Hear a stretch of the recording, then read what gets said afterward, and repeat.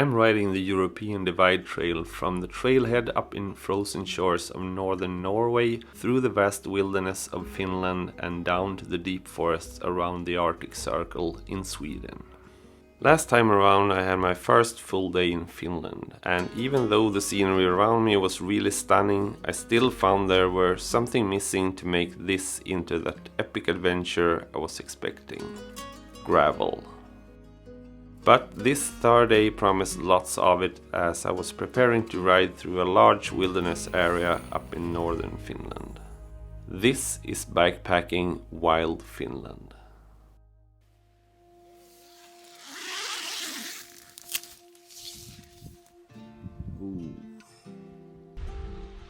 Ooh, it's a cold one today. It's only about 7 or 8 degrees Celsius. So I'm just gonna pack down this tent as quick as I can and hit the road. Need to get some heat.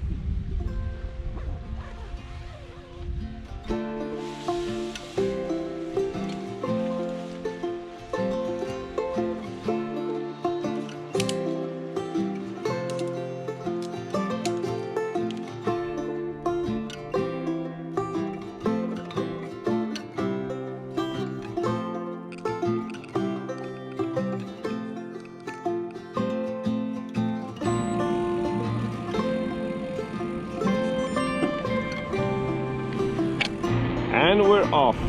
Here we go. Day 3 on the EDT.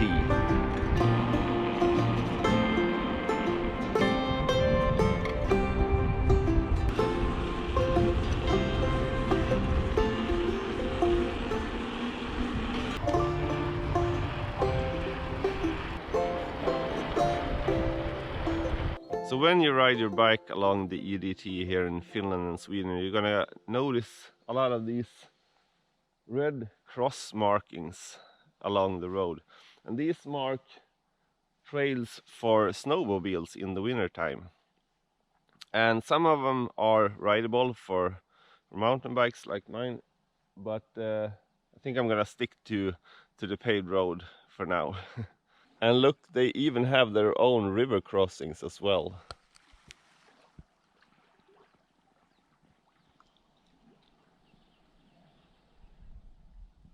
Well, if it was a bit chilly here in the morning, it's time to get warm. I have a about 5 kilometer long climb ahead of me with about 200 meters in elevation. So I think I'm gonna be pretty warm at the end of this hill. I'm sure the camera doesn't do it justice, but I thought they said that Finland was flat. Whew.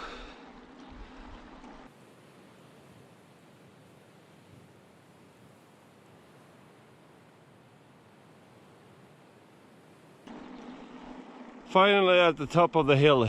Whew. It's a big one, this one. And according to the height chart for this day, this seems to be the highest point of the whole day, so hopefully we'll have a couple of nice descents coming up here.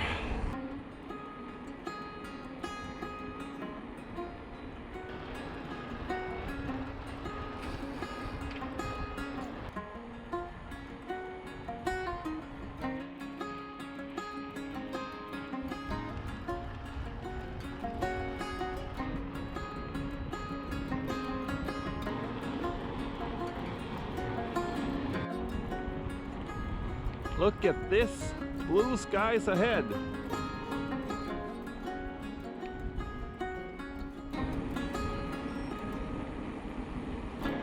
So we get some rain and sunshine at the same time here. It's just a small drizzle, so I think it's gonna pass. But it looks like there's some sunshine and blue skies coming up here.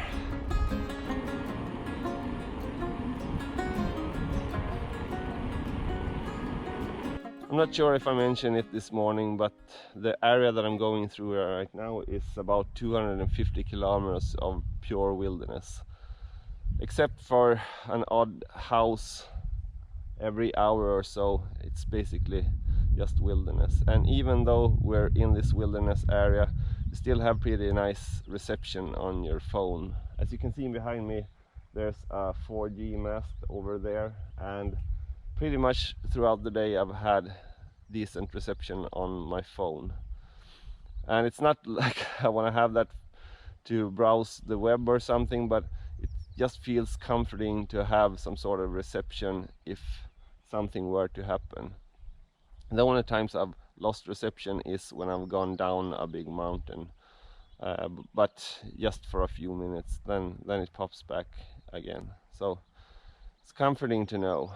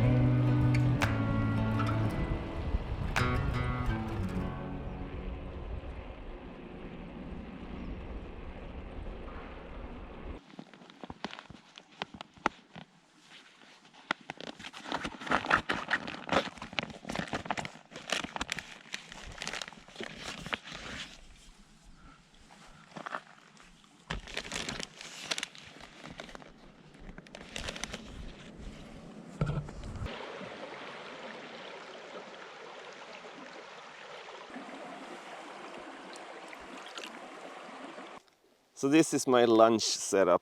I made a lot of these Ziploc bags with food back at home because I knew I was going through a lot of these wilderness areas with no service for days. As long as I can find some running water, I'm usually fine. So I just pick up some water from the small river behind me here and heat it up and mix it with this and wait for a couple of minutes, and then lunch is ready.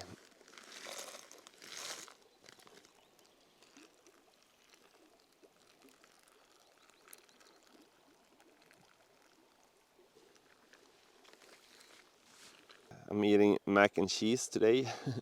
So now I just have to wait for a couple of minutes to get it ready.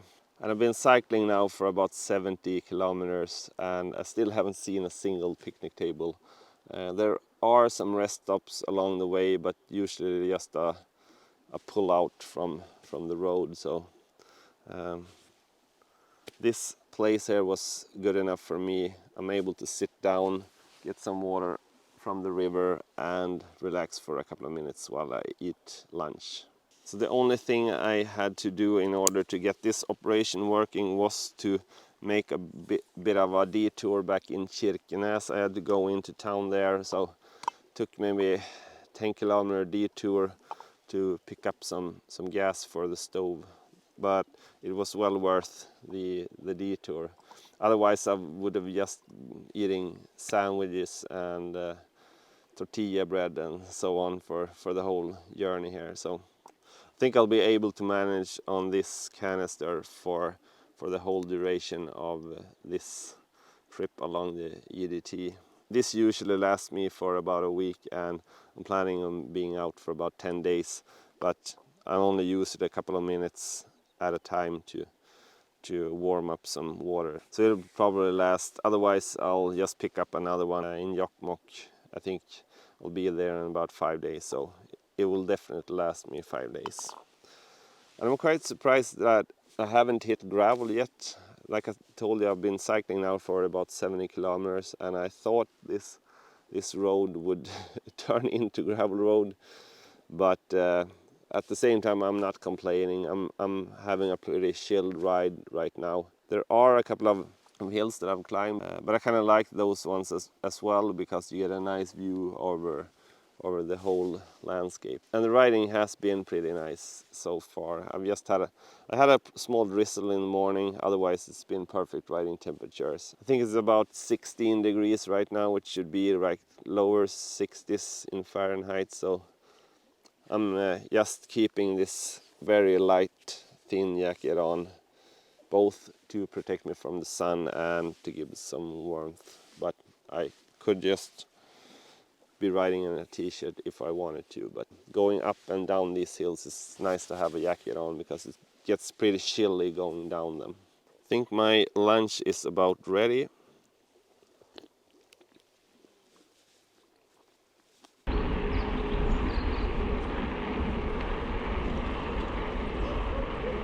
So this was the first village I've seen in about 3 hours on the bike. And it was literally like 4 houses. So it's pretty uninhabited, this place.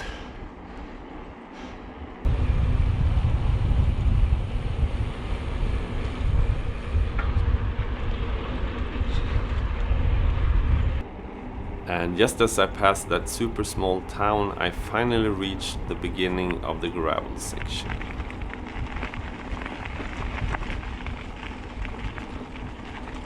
So after about 300 kilometers of paved roads, we finally hit gravel. So I'm guessing this is where the adventure really starts. Here we go!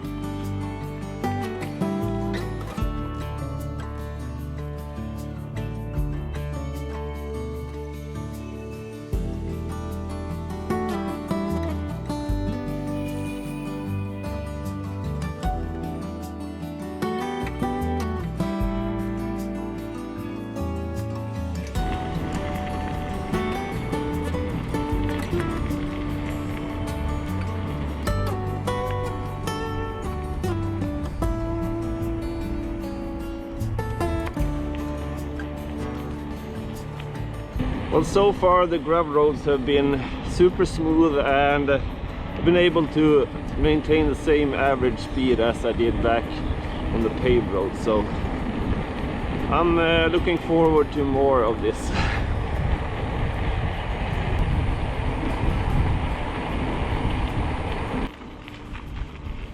And it's also a lot more fun riding on this type of surface. You just constantly have to be aware and find the best line and so on. And I guess it's more varied than just going along long straight paved roads like I've been doing for the first 2 or 3 days here on the EDT.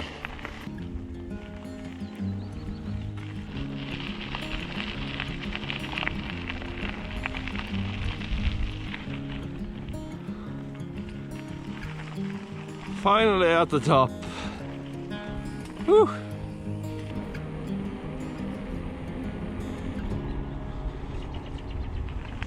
Say what? Now we're hitting pavement again up here.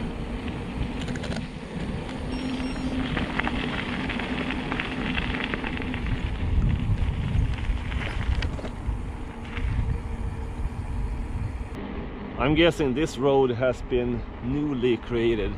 The pavement looks almost brand new, so this was probably a gravel road just like the one I came from maybe last summer or the summer before that. But it seems super smooth. but a bit boring after you've ridden those nice gravel roads. Well, let's put in the miles.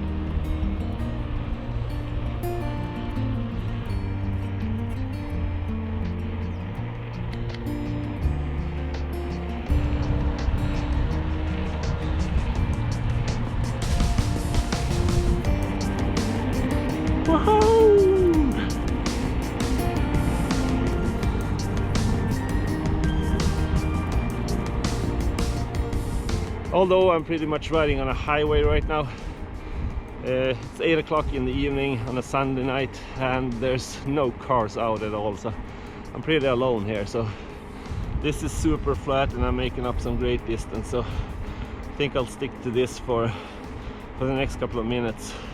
I'm sure there'll be lots of more gravel roads coming up ahead here.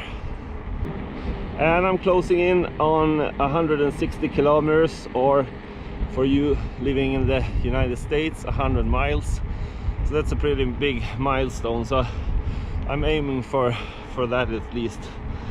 I have 12 kilometers left until I'm at 100 miles.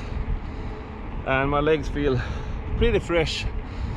So I think I'm gonna go that distance and put up camp and eat something nice for dinner.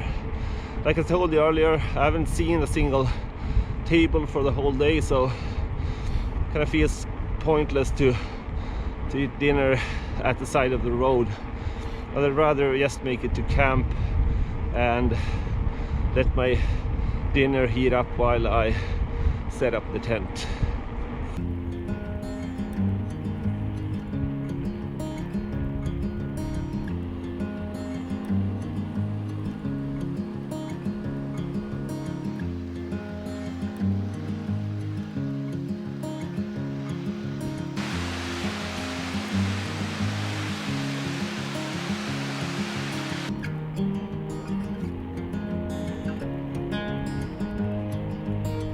Looks like the gravel starts again up here in front, and there's supposed to be a lavvo here as well, a lean-to shelter on the right here by the lake, so I'm gonna check that out.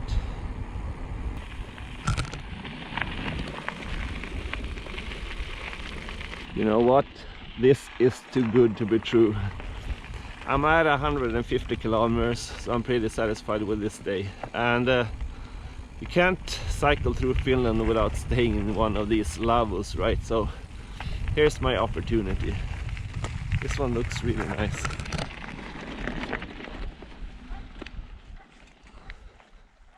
There is only one problem though.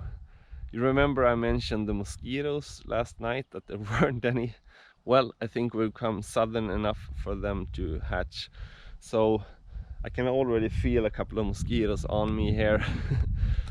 I'm guessing it's because we're getting more south and it's a bit warmer here than where I was staying for the last couple of nights. So better put on some covering clothes. I didn't bring any mosquito repellent. I didn't thought I was gonna need it, and to be honest with you, I'm just gonna eat dinner and then I'll get into my tent. So I'm thinking I'm gonna do pretty fine without it. Fingers crossed.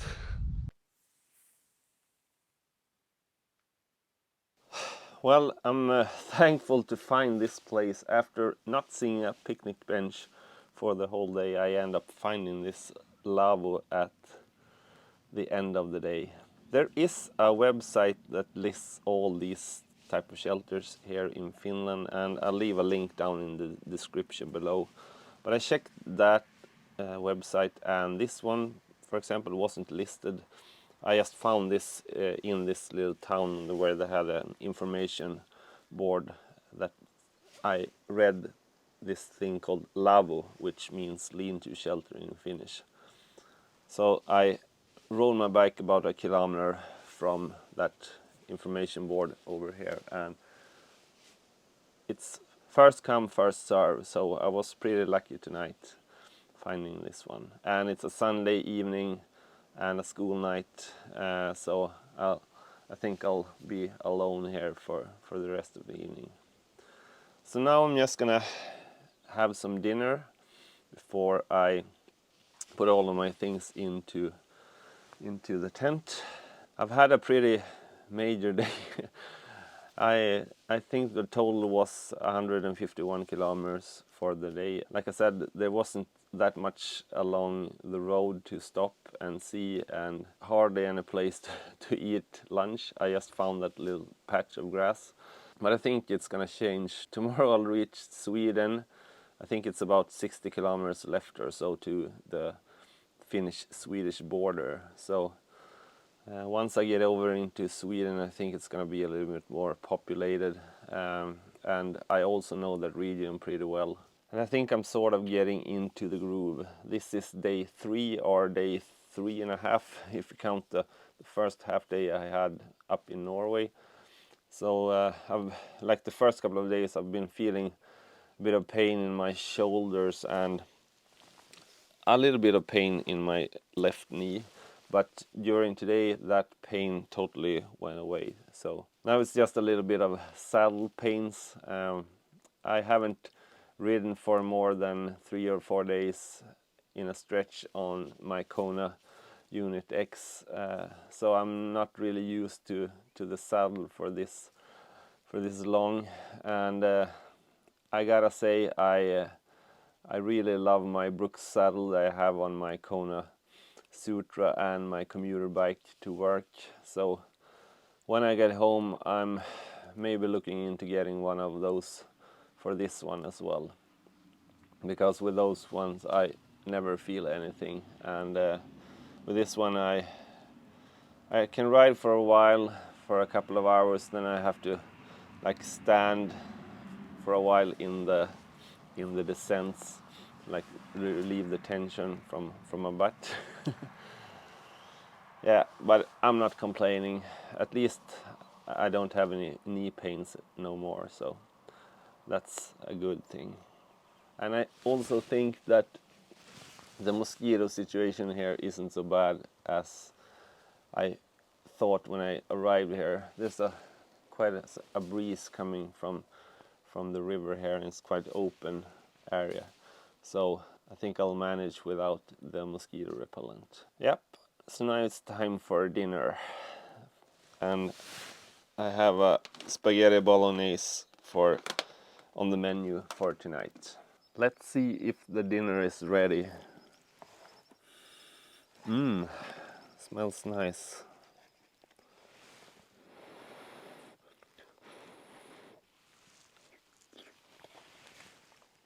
Oh, perfect.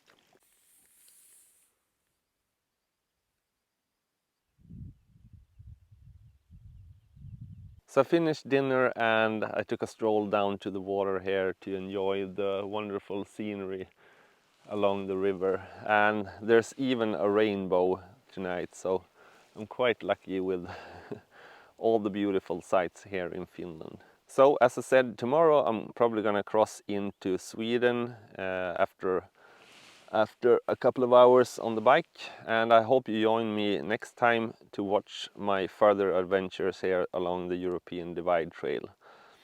And if you can't wait, you can always watch the video that's up in the corner here in the meantime. Otherwise, until next time, have a good one.